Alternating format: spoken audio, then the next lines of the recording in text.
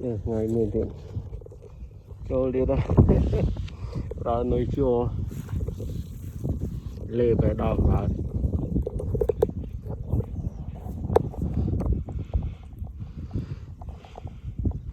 nơi chùa lê đào lại